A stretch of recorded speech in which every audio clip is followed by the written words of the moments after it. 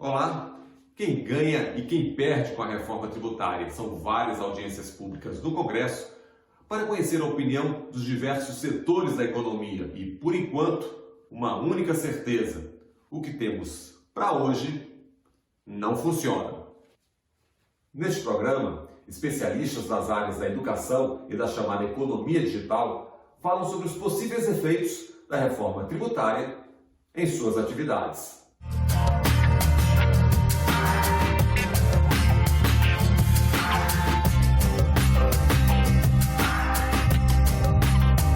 Nós estamos dizendo a esses jovens que estão tentando estudar que eles não poderão mais estudar porque o ProUni vai desaparecer. O Brasil é o país que mais que mais tributa a folha de pagamentos. A gente pode ver isso aqui com 27,8%. A nova CPMF, como tem sido chamada, vai acabar inevitavelmente por tributar todas as transações que passam pela empresa e não apenas aquelas que geram algum tipo de receita.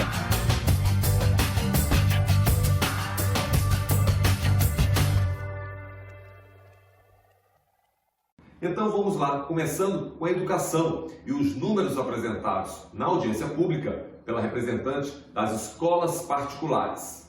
O ensino privado reúne 15 milhões e 500 mil alunos, 6 milhões e 400 mil matrículas estão na educação superior, o que corresponde a 75% do total de inscrições. Outras 9 milhões e 100 mil matrículas estão na educação básica, ou seja, a educação particular concentra 20% do total de registros entre alunos da educação infantil e dos ensinos fundamental e médio. O setor emprega 1 milhão e 700 mil pessoas, 800 mil são professores. E conforme a renda, mais acesso ao ensino privado, que não seria um privilégio de poucos. Veja o depoimento. Significa que 80% das pessoas que nós atendemos são das famílias que têm até R$ 3.135 como renda per capita. Desmistificando que a escola particular é só para a classe A. Não, pelo contrário, as escolas que estão inseridas nas comunidades C, D e E são escolas grandes e que acolhem todo esse alunado com qualidade. Ou seja, se a reforma tributária atingir em cheio a educação, vai prejudicar também os de menos renda. Estamos falando de mensalidades. O impacto, segundo a representante das escolas particulares, atingiria mais de 9 milhões de alunos dos ensinos básico e superior. A estimativa é de aumentos nas mensalidades de 5% a 11%. E o impacto que esse aumento pode ter na mensalidade para as famílias, que vai de 9,65 a 10,99, atingindo 6,38 milhões de estudantes, com um aumento na mensalidade direta de 10,5%. E no último, com os fins lucrativos, dos 3 milhões que nós atendemos, terão um impacto de 5,22 a 6,80. Isso significa que 3 milhões de estudantes terão e sofrerão e deverão ter nas suas mensalidades o valor aumentado em 6%. Nós vamos aumentar o fosso que existe entre nós e a educação de países que estão mais desenvolvidos e que têm um sistema de ensino mais estruturado. Isso significa perder produtividade e perder competitividade. Você sabe, tem o sonho da casa própria e o funil do ensino superior. O ProUni abre portas. E a reforma tributária? Pode fechá-las? O programa Universidade para Todos, ProUni, oferece bolsas de estudo integrais e parciais em instituições particulares de ensino superior. O estudante deve comprovar renda familiar bruta mensal por pessoa de até um salário mínimo e meio para concorrer às bolsas integrais. Já para as bolsas parciais, a renda exigida é de até 3 salários mínimos por pessoa. Quem são os alunos do ProUni? Os alunos do ProUni são pardos, eles trabalham de dia e estudam de noite, eles se locomovem com transportes públicos, eles moram em casas com mais de 7 pessoas, eles estudam mais meia hora do que os alunos das universidades públicas e eles são, não raro, a primeira pessoa da família a ter acesso ao nível superior. Nós estamos dizendo a esses jovens estão tentando estudar, que eles não poderão mais estudar porque o ProUni vai desaparecer. Ele não será reduzido, ele será extinto, porque quando você retira a isenção do PIS/COFINS de dentro do programa da Bolsa, e isso as 3 propostas fazem, eu tiro 44% da isenção fiscal que era devida para aquele programa. Então, é um programa que nós precisamos, de fato, resguardar e qualquer aumento de imposto, taxa, CBS, não pode inserir isso para o ProUni. O ProUni tem que ficar ileso, sair desse movimento ileso. Vocês ouviram aí a professora falar que o ProUni tem que ficar ileso, sair desse movimento. O movimento são os efeitos da reforma tributária que está em discussão. 2 propostas de emendas à Constituição e um projeto de lei são os textos atualmente mais debatidos no Congresso que tratam da reforma tributária. A proposta do governo acaba com as contribuições do PIS e da COFINS e cria a CBS, a Contribuição sobre Bens e Serviços. Já a PEC 110 acaba com 9 tributos e cria o Imposto sobre Bens e Serviços, o IBS. Na proposta de emenda à Constituição 45, o IBS também é criado para substituir 5 tributos: PIS, COFINS, IPI, ICMS e ISS. Por isso a gente busca eliminar, estimular que a escola particular tenha um mínimo de aumento de carga possível e que a gente possa ter no CBS uma alíquota diferenciada, que a gente possa ter isenção no CBS e no ProUni e isenção e continuidade da isenção para as entidades sem fins lucrativos. E no IBS a mesma situação, que a gente tenha uma alíquota que seja diferenciada, que não pode chegar a 12%, que haja também a isenção no ProUni para as entidades sem fins lucrativos. O Brasil não vai evoluir, não vai crescer e não haverá recuperação econômica sem saúde e sem educação. Nós não conseguiremos, todo esse esforço que foi feito agora de aprovação do Fundeb, ele vai para o espaço, porque aquele recurso adicional 15 segundos. que entregou para essa finalidade, ele vai desaparecer porque ele vai receber essas pessoas que serão os alunos adicionais. Os efeitos da reforma tributária são futuro, mas o que a pandemia já trouxe para o setor da educação, isso é bem presente. Nosso setor está enfrentando um grande momento, uma grande dificuldade. O governo não apresentou saídas para as empresas e nem tampouco saída para os estudantes. Algumas movimentações do governo, as empresas pequenas ainda conseguiram, a maioria não conseguiu, mais de 80% do nosso setor não se conseguiu beneficiar dos programas do governo e os estudantes não receberam nenhuma ajuda do governo para se manter estudando nas nossas escolas nesse período de pandemia. Movimentando quase 2% do PIB, a nossa preocupação principal hoje é com a sobrevida das escolas. Nós não podemos pensar em que essa economia vai crescer e vai competir com escolas fechando, com evasão e com inadimplência. O aumento dessas alíquotas, como a Amabile já citou, vai fazer a migração maciça de alunos para a rede pública e é importante também que se entenda que as nossas escolas, 80% das nossas escolas são pequenas, tem até, as escolas de educação básica têm até 500 alunos e as escolas de educação superior, elas têm até 5.000 alunos e elas estão espalhadas pelo Brasil, numa capilaridade grande, em mais de 700 municípios, atendendo mercados onde nós não temos, às vezes, nenhuma oferta de escola pública, nem de nível superior e nem de nível básico. E outro setor que foi convidado para falar na audiência pública foi o da economia digital. Mas que mundo é esse? A Federação Nacional das Empresas de Informática reúne mais de 100 mil empresas de TI nacionais e estrangeiras. O setor emprega 2 milhões de trabalhadores e representa 8% do PIB brasileiro. Segundo a entidade patronal, com a reforma, a tributação sobre o setor passaria dos atuais 8,65% para até 25%. O nosso setor é intensivo em contratação de mão de obras, isso eu considero muito importante a gente sempre dizer, sempre mais empregos e os salários do nosso setor são mais que a média nacional. O que a gente prevê? Uma majoração muito grande dos impostos. Ainda que venha a ser no regime não cumulativo, este aumento é muito grande e a gente tem a preocupação enorme que a sociedade não consiga absorver. O governo tem uma ideia de reforma tributária. O Congresso analisa vários projetos sobre o tema. E quem trabalha com tecnologia de informação também tem com o que contribuir. A desoneração total do emprego, e aqui eu não estou falando de desoneração parcial ou setorial, essa é a proposta. Segundo, a redução dos custos de insumos essenciais, como telecomunicações e energia. Terceiro, a redução do Estado brasileiro, com foco no aumento da eficiência, o que se faria ou se fará com a reforma administrativa e a extinção das CIDs. As CIDs são os tributos que, por exemplo, geram o FUST, o Funtel, a Condecine, e também gravam remessas, importação de software e uma série de outros elementos voltados para a economia de intangíveis, a economia digital, que prejudicam bastante a nossa competitividade.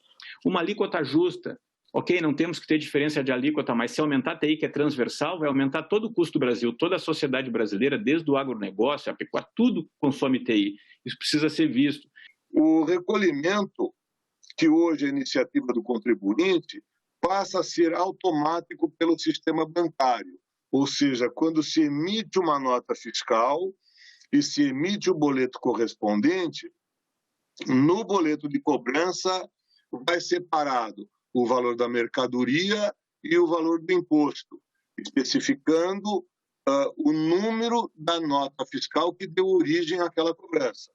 Ok, novas propostas. Vamos ouvir então por que o que temos hoje é tão ruim.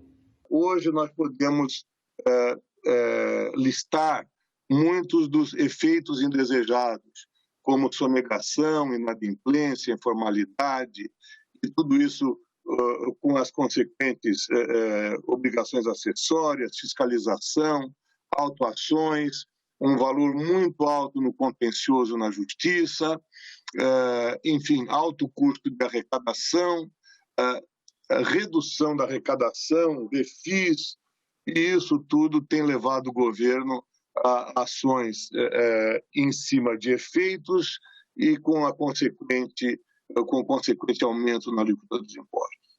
O Brasil é o país que mais trata, que mais tributa a folha de pagamentos. A gente pode ver isso aqui com 27,8%. Esse é o tanto que nós temos de tributação sobre a folha de pagamento e tributa em quase 50% a prestação de serviço de telecomunicações, onde hoje a gente tem o acesso à internet como um insumo absolutamente essencial, não só para o Brasil, mas para todas as economias mundiais. Então, essas distorções elas precisam ser corrigidas. Onerar, desonerar. Quando tratamos de reforma tributária, estamos nos referindo a gastos menores, maiores. A tributação da folha de pagamento é uma baita polêmica. O que as alíquotas sobre saúde e educação não cumulativas indicam é que setores que são mão de obra intensiva, como nós, serão mais penalizados do que aqueles que têm insumo.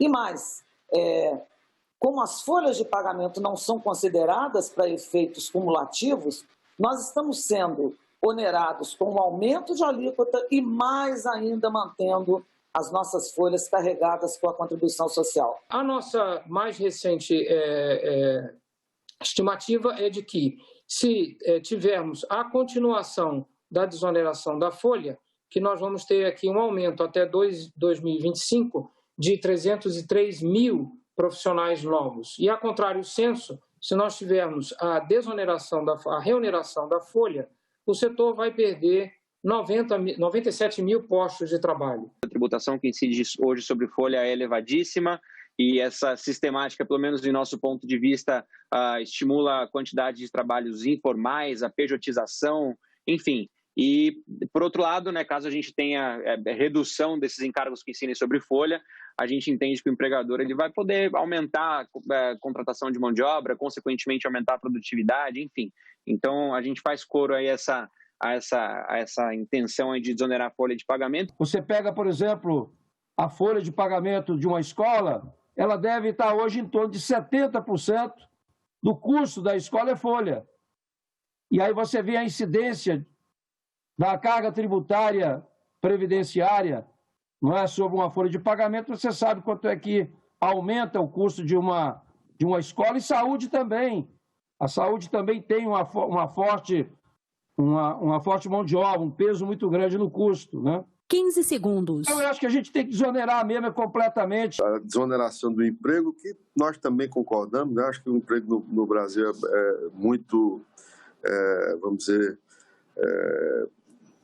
taxado, né? Tem uma taxação muito alta. Qual seria o custo, né, dessa desoneração do emprego total, ou seja, quanto isso significa e como se faria a reposição desse custo previdenciário, de quanto seria a alíquota, por exemplo, de um imposto sobre transação financeira para cobrir essa desoneração total do emprego, já que, pelo que eu estou entendendo, ela seria total. Eu acho que nós todos deveríamos, e principalmente o relator, deveria ter, eu não tenho, mas gostaria de ter, os dados que a Receita Federal tem detalhado. A Receita Federal tem item por item, receita por receita, segmento por segmento, da arrecadação, seja pela receita, seja sobre a folha, tem tudo isso.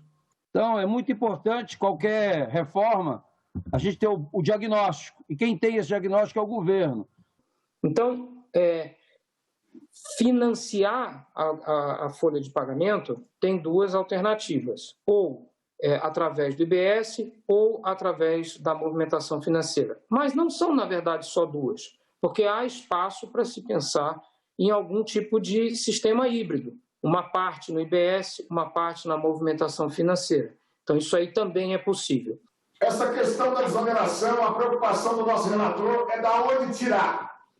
O que eu estudei até agora é que nós precisaríamos pelo menos 500 bilhões para garantia da Seguridade Social. Nós acabamos de fazer uma reforma da Previdência e se nós mudarmos o modelo, da onde vem os recursos, nós vamos ter que mostrar de onde nós vamos tirar esses 500 bilhões. E se o nosso sistema é complexo, burocrático e oneroso, como a informática pode ajudar a desfazer esse nó tributário? Se for compras por cartão, o imposto será calculado automaticamente pelo sistema de ponto de venda. Na maquininha de cartão, ou equivalente, terá o valor da mercadoria e o valor do imposto. Quando a empresa de meios de pagamento fizer o pagamento ao varejista, ao lojista, aquele estabelecimento comercial será automaticamente líquido de impostos. O imposto será já creditado diretamente e diariamente às contas do Tesouro. E isso vai resolver situação do Uber, mercado eletrônico, toda a movimentação feita através de cartão será cobrado o imposto na origem. A tecnologia pode ajudar muito, mas a tecnologia não pode automatizar processos ruins, conceitos ruins que nós temos hoje no sistema tributário brasileiro. Senão é um assassinato do sistema produtivo brasileiro.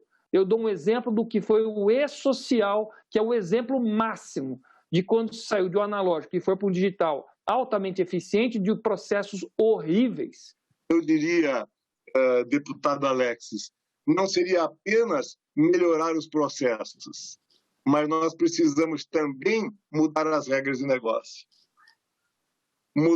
Melhorar o processo e manter as mesmas regras ainda nos levaria a não explorar a tecnologia que temos hoje. De fato, tecnologia é a característica que vai nos permitir mudar o paradigma da própria tributação. Fazer essa tributação na boca do caixa, fazer uma tributação onde as alíquotas sejam calculadas automaticamente, tá certo? E fazer uma segregação para que a gente possa ter progressividade, tá certo? Dentro até mesmo de um tributo de movimentação financeira. E lembram da CPMF? Morreu. Mas quando se fala em reforma tributária, ela sempre volta a ser lembrada. Era provisória, mas vigorou 10 anos, de 1997 a 2007. A CPMF foi criada para financiar a saúde. Durante a sua vigência, arrecadou 223 bilhões de reais. Em 2007, último ano em vigor, o Senado rejeitou a proposta que prorrogava a aplicação da CPMF até 2011. O eventual tributo sobre as transações financeiras, a nova CPMF, como tem sido chamada, né, vai acabar inevitavelmente por tributar todas as transações que passam pela empresa e não apenas aquelas que geram algum tipo de receita. Então, apenas assim, um exemplo, né, marketplaces e intermediadores digitais, intermediadores de compras e vendas pela internet, eles podem ser onerados por cada uma das transações financeiras, por cada uma das operações de intermediação. E isso certamente vai onerar o micro e pequeno contribuinte que está vendendo nessas plataformas, assim como o consumidor final, uma vez que, inevitavelmente, o valor desse tributo ele vai ser repassado no preço para o consumidor final. Eu também não sou nem um pouco simpático às CPMFs, elas são cumulativas, elas são distorsivas, a gente já teve uma experiência muito ruim no Brasil, mas eventualmente uma ferramenta de transição ela pode ser considerada. E o problema da reforma tributária é que se ela alivia o caixa de uns, aperta o caixa de outros. Tudo em nome da arrecadação. E quem é do ramo, é claro, não pode nem ouvir falar de um imposto sobre transações digitais. Essas propostas de criação de uma espécie de Digital Service Tax, que é como comumente é chamado, elas partem sempre de uma premissa que é totalmente equivocada, que é a premissa de que as empresas do setor da economia digital não pagam tributos no Brasil. As grandes empresas da economia digital, elas já estão estabelecidas fisicamente no Brasil. Elas já possuem instalação aqui no Brasil e, por conta disso, elas já estão submetidas à tributação aqui no Brasil, como qualquer outra empresa. Então, elas já pagam imposto de renda, CSLL, PIS, COFINS, ISS, ICMS, enfim. Se assim for feito, particularmente acredito que a gente pode alcançar um efeito totalmente oposto ao que a gente deseja com a reforma tributária. Então, ao invés da gente alcançar um sistema tributário mais justo e que desenvolva a nossa economia, a gente vai acabar ainda mais por afastar maiores investimentos no país e desincentivar o empreendedorismo. E até mesmo o atual desconto em folha para treinamento de funcionário foi criticado. O setor de TIC paga mais de 1,2 bilhões para o Sistema S anualmente e nós não temos a contrapartida dos serviços.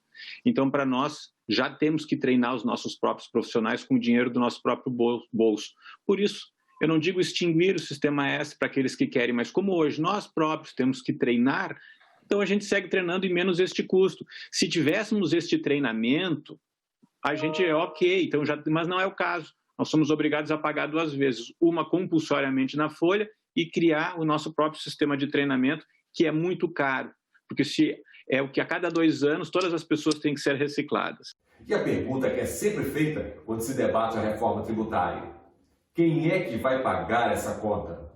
Mas essa questão de a gente ter um IVA, ter um sistema internacional, um sistema padrão OCDE, ele é extremamente importante para a gente parar de ter um sistema que fica mantendo a grande parte da população brasileira num regime de pobreza.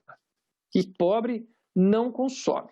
E isso vai contra o nosso próprio interesse de desenvolvimento econômico, de fazer com que a gente acabe com as desigualdades. Saúde e educação são itens caros para o futuro do Brasil. E nós não acreditamos que nós possamos ir a qualquer lugar se nós não conseguirmos formar pessoas para trabalharem na área de TI, pessoas que possam trabalhar conosco, como estão trabalhando aqui, no suporte a essa audiência pública. Enfim, nós acreditamos, pelo tudo que temos ouvido o tempo inteiro, que o compromisso do Congresso, dessa Casa, com a saúde e a educação, vai se expressar de forma vigorosa nesse relatório, na votação final da reforma tributária. Então, o primeiro ponto é o crescimento do Brasil. E o crescimento do Brasil só vai se dar se a gente tiver competitividade. Competitividade laboral, competitividade de insumos, porque aí nós vamos também receber investimentos internacionais. E o segundo aspecto é a reforma do Estado. Um Estado mais eficiente. O o foco é toda na selva e não só no meu setor, porque se a gente for falar de setor por setor, não sai reforma tributária e a gente continua no pior sistema tributário do mundo. Então, eu compreendo, nós temos que pensar no todo, mas a sensação que nos fica da maneira abrupta como vai subir os nossos impostos e as consequências danosas para todos, que a gente está vendo que é quem vai pagar a conta é o consumidor final, mas que também não tem dinheiro, a gente tem que pensar em algo que contemple isso tudo. Na minha visão, é trazer o setor de serviços para dentro dessa floresta na hora de pensar a reforma tributária. E ficamos por aqui. Obrigado pela companhia e até o nosso próximo Em Discussão.